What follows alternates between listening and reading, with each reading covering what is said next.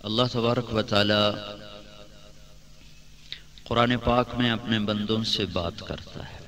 قرآن اللہ کا کلام ہے جو براہ راست اس کی ذات سے نکلا ہے، رسول پاک صلی اللہ علیہ وسلم کے قلب مبارک پر اترا ہے۔ یہ واحد نبی ہیں جن پر کلام کو دل پر اتارا گیا۔ باقی انبیاء کو جو کتابیں ملیں اور جو صحیفے ملے، چھوٹے کتابچے، وہ لکھے لکھائے آسمان سے اتار دیے گئے۔ ساری تورات کٹھی لکھی گئی، اتار دی گئی۔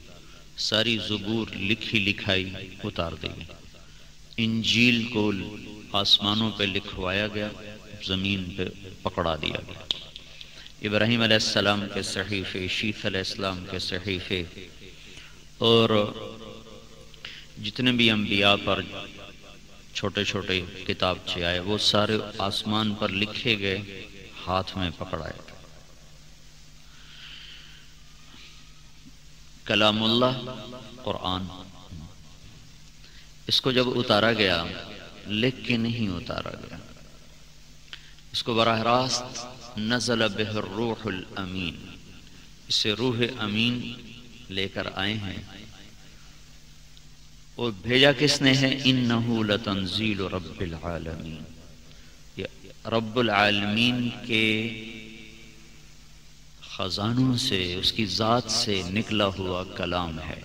لانے والا جبریل ہے، لایا کہاں ہے؟ علی قلبک، اللہ کے نبی کے قلب مبارک پر اتارا۔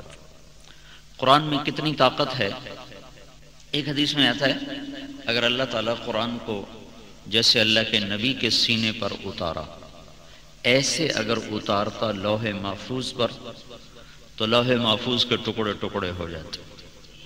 اور لوح محفوظ اتنی لمبی چوڑی چیز ہے جس کو ہم فی لوح محفوظ بس اتنا ہی جانتے ہیں، اس کی لمبائی کیا ہے، چوڑائی کیا ہے، طاقت کیا ہے، اللہ نے اس کے بارے میں، اللہ کے نبی نے اس کے بارے میں کوئی زیادہ ہمیں نہیں بتایا۔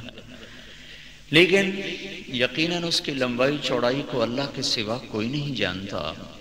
اس میں اتنی طاقت نہ تھی کہ اللہ کے کلام کو براہ راست سہار سکتی، تو اللہ نے اس کو الفاظ میں بند کر کے، الف با تا ثا، ان حروف میں بند کر کے پھر اس پر لکھوایا۔ ہمارے نبی پر جب اترتا تھا کلام تو حروف کی شکل میں نہیں، سیدھا اللہ کی آواز کی شکل میں اترتا تھا، اور اس آواز کی کوئی شکل نہیں، کوئی اس کو ہم کسی چیز سے ممتاز نہیں کر سکتے، وہ اللہ اس کے رسول کے درمیان ہے۔ صحابہ نے پوچھا کیسی آواز ہوتی ہے یا رسول اللہ جب آپ پر وحی آتی ہے؟ تو ہم نے کہا مثل الجرس، جیسے کوئی گھنٹی کی آواز نہیں ہوتی، گھنٹی، ایسے گھنٹی کی آواز سی ہوتی ہے جو سیدھی دل کے اوپر آ کر اترتی۔ مثل سلسلۃ الجرس، بخاری شریف کی جو دوسری حدیث ہے وہ اسی پر ہے کہ وہ وہی کیسے اترتی تھی، کس آواز میں اترتی، وہ براہ راست بغیر الفاظ کے کلام ہوتا تھا۔ اس میں اتنی طاقت ہوتی تھی کہ اللہ کے نبی پر غشی طاری ہو جاتی تھی، سخت سردی میں پسینہ آ جاتا تھا، اور جب تک وہ وہی اترتی رہتی تھی آپ اپنے ظاہری ہوش و حواس میں نہیں ہوتے تھے۔ جب وہی ختم ہوتی تھی پھر آپ کی آنکھیں کھلتی تھیں اور ماتھے سے پسینہ پہنچتے تھے، اور پھر وہ الفاظ بن کر آپ کی زبان پر جاری ہو جاتی تھی۔ ان علینا جمعہ وقرآنہ، کہ ہم اسے جمع کریں گے اور اسے پڑھوائیں گے آپ کے ذریعے سے، آپ اس کے لیے فکر نہ کریں۔ ثم ان علینا بیانہ، بھی کہا کہ ہم بیان بھی آپ سے ہی کروائیں گے۔ تو اللہ تبارک و تعالیٰ نے اپنے علم میں سے خاص طور پر قلب اطہر چنا رسول پاک صلی اللہ تعالی علیہ وسلم کا، جس میں اتنی طاقت ہے کہ لوح محفوظ بھی اس کے سامنے چھوٹی ہو جاتی ہے، اور وہ براہ راست اللہ کا کلام سینے پر اترتا ہوا محسوس فرماتے ہیں۔ تو یہ وہ کلام ہے جس نے ہمیں اللہ سے جوڑا ہے۔ اس میں اللہ تعالیٰ ایک ہمارا ذہن بناتا ہے، ایک ذہن ہمیں بازار سے ملا ہے، ماحول سے ملا ہے، بازار کا، گھر کا، کالج کا ذہن یہ ہے کہ جتنے پیسے آئیں گے اتنی زندگی خوشحال ہو جائے گی، جتنی ہمارے پاس دولت ہوگی، اچھا گھر ہوگا، اچھی سواری ہوگی، اچھا کاروبار ہوگا، ہم خوشحال ہو جائیں گے، ہمارے مسئلے حل ہو جائیں گے اور ہم خوشگوار پرسکون زندگی گزاریں گے۔ یہ ذہن ہمیں ماحول نے دیا، ماں باپ نے دیا، استاد نے دیا، اسکول نے دیا، آج کی تعلیم نے دیا، اسی پر پھر ساری چکی گھومنے لگی، اسی پر ساری دنیا میں گردش جتنی بھی ہو رہی وہ اسی کے گرد ہو رہی۔ اس کے مقابلے میں قرآن یہ ذہن دیتا ہے کہ نہیں، خوشحالی پیسے کے ساتھ مربوط نہیں ہے، خوشحالی گھروں کے ساتھ، سواریوں کے ساتھ، چیزوں کے ساتھ مربوط نہیں ہے، وہ اللہ آسمان سے اتارتا۔ اضحک و ابکا، ہنسانے والا بھی اللہ ہے، رولانے والا بھی اللہ ہے، خوشیاں دینے والا بھی اللہ ہے اور غم دینے والا بھی اللہ ہے۔ یہ ایک پہلے قدم پر ہمارے ذہن کی نفی ہو گئی۔ نہیں، خوشیاں پیسے سے نہیں اور غم فقر فاقے سے نہیں۔ اضحک و ابکا، خوشیاں بھی اللہ لاتا ہے، غم بھی اللہ لاتا ہے۔ تو قرآن اس کے بالمقابل ذہن بناتا ہے کہ اس ساری کائنات میں اللہ اصل بادشاہ ہے، اللہ کی اصل حکومت ہے، اللہ کا اصل اقتدار ہے۔ للہ الامر، ان سے کہہ دو ساری حکومت اللہ کی ہے۔ قل اللہم مالک الملک، انہیں بتا دو کہ ساری دنیا کا شہنشاہ بادشاہ اللہ ہے۔ کب سے حکومت کر رہا ہے؟ من قبل و من بعد، کب تک رہے گی؟ ہوتا نا بھائی الیکشن 4 سال کا ہے، 5 سال کا ہے، اور بھائی یہ تو تا حیات بادشاہ ہیں، یہاں تو شہنشاہی سسٹم ہے، تو جب مرے گا تو حکومت ختم ہوگا۔ تو اللہ کی حکومت کب شروع ہو رہی ہے؟ من قبل، اللہ کی حکومت بغیر ابتدا کے ہے، اس کی پیچھے ابتدا ہے ہی کوئی، شروع کا شروع ہے کوئی نہیں، کب جا کے ختم ہوگی؟ من بعد، اس کی انتہا بھی کوئی نہیں۔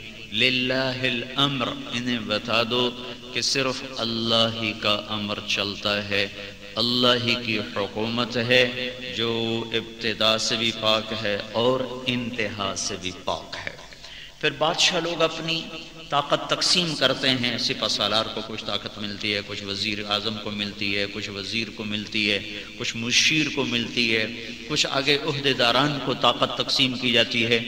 تو کیا اللہ کی بادشاہی بھی ایسی ہے کہ اصل شہنشاہ اعظم تو اللہ ہے، پھر اس نے آگے اپنی طاقتوں کو تقسیم کر دیا، کوئی کسی کو دے دی، کوئی کسی کو دے دی، کوئی کسی کو دے دی؟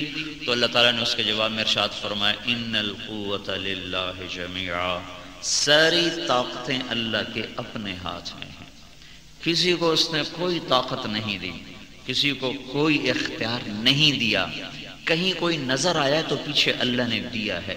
اس لیے تو انبیاء علیہ السلام وہ کہتے ہیں یہ کر دو، ہمارے نبی سے کہنے لگے پہاڑ ہٹا دو، نہریں چلا دو، باغات لگا دو، کہ یہ میرے بس کا نہیں ہے، میرا اللہ چاہے گا تو کر دے گا، میرا اللہ چاہے گا تو کر دے گا۔ تو انبیاء سے جو معجزے آئے وہ بھی ان کی ذاتی طاقت سے نہیں تھے۔ ابرہ الاکمہ والابرص باذنی، کہ میں جو تبر الاکمہ والابرص باذنی، کہ اے عیسیٰ جو تو اندھے کو ٹھیک کر دیتا ہے اور کوڑی کو ٹھیک کر دیتا ہے وہ میری اجازت سے ہے، میرے امر سے ہے، نہ کہ تیری ذاتی طاقت سے ہے، وہ اللہ کے امر اور اللہ کی اجازت کے ساتھ ہے، اللہ کی تدبیر کے ساتھ ہے۔ تو شہنشاہی اللہ کی ہے، اللہ شہنشاہ ہے۔ طاقت تقسیم ہے کہ نہیں؟ ان القوۃ للہ جمیعا، ساری طاقتیں اللہ کے اپنے ہاتھ میں ہیں، کسی کو کوئی طاقت نہیں، جو ہے اللہ کی طرف سے ہے۔ تؤتی الملک من تشاء، زمین پہ کسی کو بادشاہی دے دی اس نے، وتنزع الملک ممن تشاء، کسی سے لے لی اس نے، وتعز من تشاء، کسی کو عزت دے دی تو اللہ نے دی، وتذل من تشاء، کوئی ذلتوں میں گرا تو اللہ نے اس کو اس کے گناہوں کی سزا میں گرایا ہے۔ تو یبسط الرزق لمن یشاء، کسی کا رزق کھولا تو اللہ نے کھولا، ویبسط کسی کا ویقدر، کسی کا تنگ کیا تو اللہ تعالیٰ نے کیا ہے۔ کسی کو بیماری آئی تو اللہ کی طرف سے آئی، شفا آئی تو اللہ کی طرف سے آئی، وَإِذَا مَرِضْتُ فَهُوَ يَشْفِينِ۔ تو یہ قرآن کا ذہن، پہلا ذہن یہ قرآن بناتا ہے کہ اس کائنات میں صرف اللہ اکیلا وحدہ لا شریک بادشاہ ہے، کوئی اور اس کی شراکت میں شامل کوئی نہیں۔ قل هو اللہ احد، ان سے کہہ دو وہ اکیلا بادشاہ ہے، اکیلا۔